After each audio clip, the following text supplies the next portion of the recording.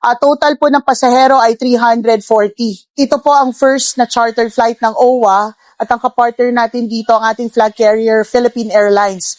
Una po ito sa several na charter ng pamahalaan ng OWA. Pangalawa po ito na charter ng pamahalaan. Nauna po yung kahapon sa Department of Migrant Workers sa United Arab Emirates. So patuloy lang po ito. Ang laman po ng flight na ito na OFWs, mga distressed OFWs po natin, yung mga humingi ng tulong sa atin, mga nasa shelter po ng mga kababayan natin. No? Patuloy ang operations natin sa pagtawid ng ating mga kababayan mula sa Kuwait, Bahrain, kung saan sarado pa yung airspace. No? Ito talaga yung nilatag nating plano mula pa nung pumutok itong gulong ito. At this is the result of the groundwork done by the one country team of DFA, DMW, and OWA. At patuloy na po ito. What we're doing sa hybrid approach, pag may commercial flights available, we try to book as many tickets as we can, no? Dahil in demand din ito, hindi naman din Pilipinas lang. But then we combine it with these charters. So for now, 340 of OFWs and their children. And then kahapon, there was around 400 po.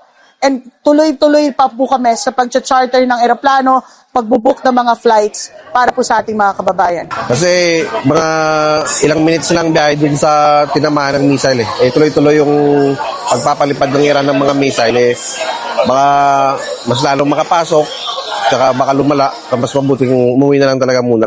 Basta tagal nang gusto umuwi. Maganda yung pag-ano na sa amin kasi mula Kubar hanggang Riyadh, hanggang sa Pilipinas, inassist talaga kami. Nigyan kami ng hotel, pakain, yun bigay ng mga financial assistance.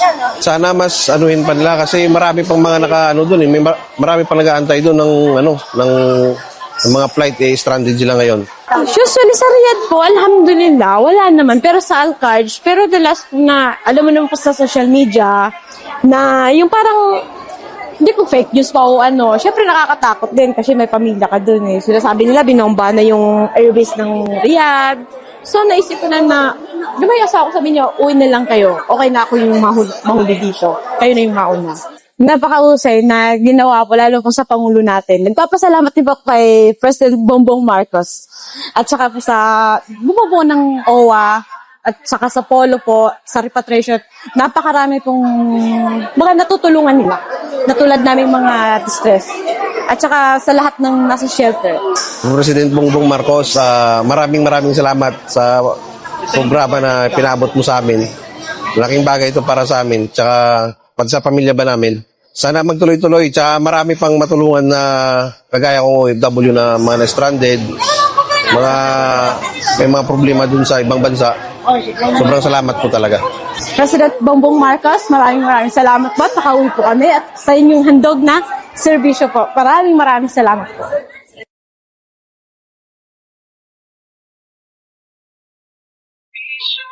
Welcome sa Pilipinas! Kaya sinutubo namin kayo dahil bilin ang ating mahal na Pangulo na huwag iiwan ng mga Pilipino sa Middle East!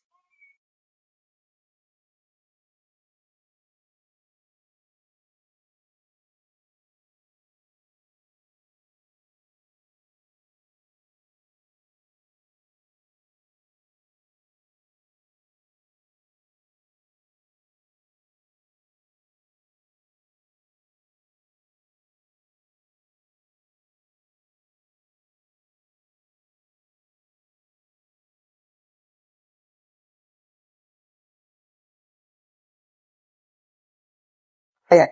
I would say it would be over 1,000 na napauwi na natin.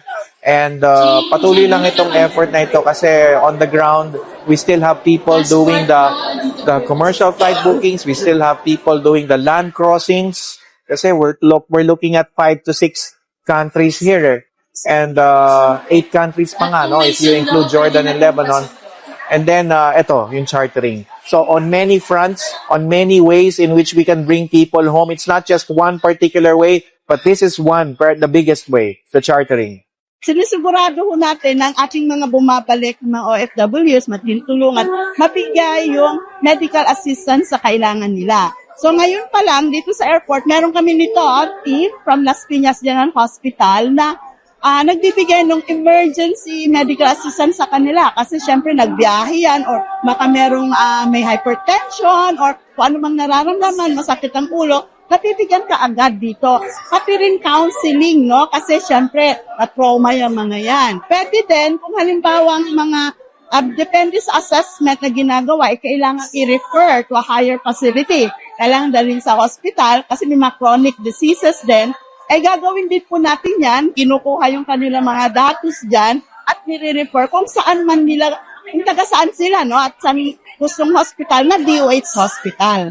Ito, may opportunity nga na binibigay ang ating gobyerno na sila ay ipauwi para sa kanilang kaligtasan, okay? And we were informed naman na kung kinakailangan bumalik sila later on, tutulungan din naman ng DMW. So, umuwi muna sila kasi of course we are concerned about their safety. Di natin alam kung anong mangyayari. At ayun nga, lahat naman ng serbisyo ay ibibigay ng gobyerno habang nandito silang nakauwi.